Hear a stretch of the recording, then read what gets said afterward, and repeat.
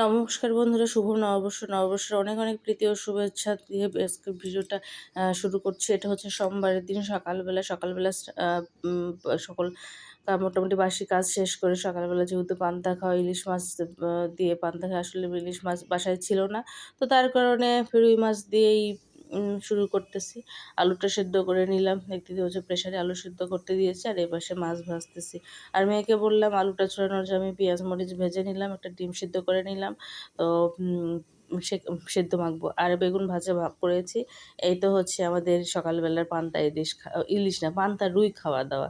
তো ডিম আলু সেদ্ধ করেছি, তারপরে আলু সেদ্ধ, বেগুন ভাজি, শুকনো মরিচ, পেঁয়াজ, আর হচ্ছে রুই মাছের ভাজা।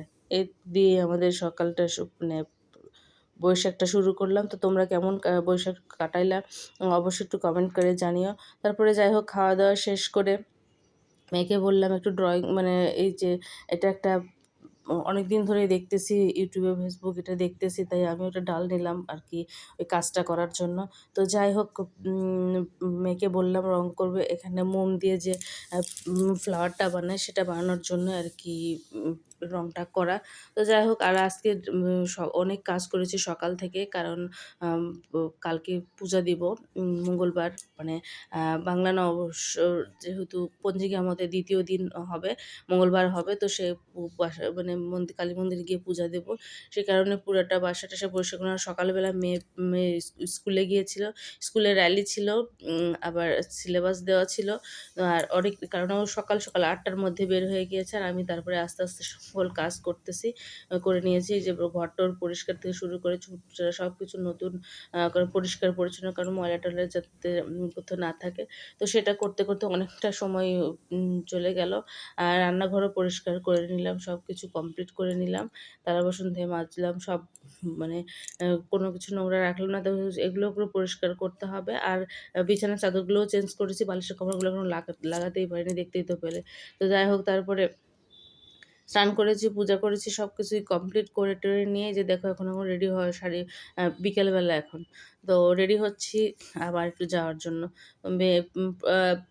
ভাগ্নির প্রোগ্রাম ছিল, আর একটু ঘুরবো, সে কারণে দুইজনে মা মেয়ে বের হয়ে গেলাম। তো ওদের দাদা বের হয় নাই, কারণ ওর শরীরটা ভালো লাগতেছিল না।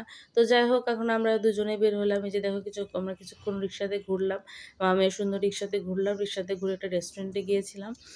কারণ মেয়ের বান্ধবীরা ছিল, ওরা অনেকক্ষণ থেকে ওয়েট করতেছিল, ছোট মানুষ প্রায় 4টা থেকে ওয়েট করছে। আমরা বেরোতে বেরোতে 5টা বেজে গেল, এতক্ষণ ধরে ওয়েট করালাম। তারপরে চলে আসলাম এই যে একটা রেস্টুরেন্টে। রেস্টুরেন্ট থেকে আবার বেরো হয়ে আসছে, সেটা আর তোমাদেরকে দেখানো হলো না। এই যে দেখতে পাচ্ছ 50 এই একটা রেস্টুরেন্ট। তো এই রেস্টুরেন্টে গেলাম, বেশ ভালোই লাগলো।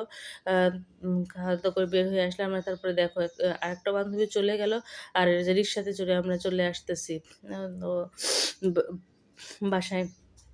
বাসায় যাব না, এখনো হচ্ছে কেডির মোড়ে যে অনুষ্ঠান হচ্ছে স্কুলে, সে অনুষ্ঠানে যাব। তো দেখো ছবি তোলার জন্য, ওর মাথার জন্য ছবি তোলা যাচ্ছে না, সেই কারণেই বললাম। তো দেখতেই পাচ্ছ এই যে চলে আসলাম, কিন্তু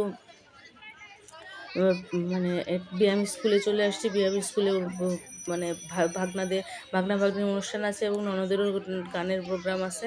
তো সব মিলে চলে আসলাম। এত ভিড় ঠেলে যাওয়া যাচ্ছে না, তারই মাঝে চলে গেলাম। ওদেরকে খুঁজতেছিলাম, আগে অবশ্য ফোন করেছে যে এখানে আছি। তো তারপরে আমি একটু তাও খুঁজতেছি, এত লোকের মধ্যে খুঁজে পাওয়া যায় না। যাই হোক, অবশেষে কিন্তু খুঁজে পাইলাম, এবং এ পাশ থেকে ওর পাশে চলে গেলাম। তো ওই আর মেলার ভিতরে ঘুরে দেখার ইচ্ছে ছিল, কী ছিল, সেদিকে ঘোরাই হয় না, কারণ আসছে অনেক লেটে। এত দেরি করে আসলে কোনো কিছুই হয় না। আমার মানে বেরোতেই দেরি হয়ে গেল, বাসায় অনেক কাজ থাকে, যেহেতু বছরের প্রথম দিন, কালকে যেহেতু পরের দিন পূজা করব। তো সেই কারণে তো বাসাতে অনেক ঝামেলাও থাকে, কাজ টাজ থাকে, রান্নাবাড়ি সব কিছুই থাকে।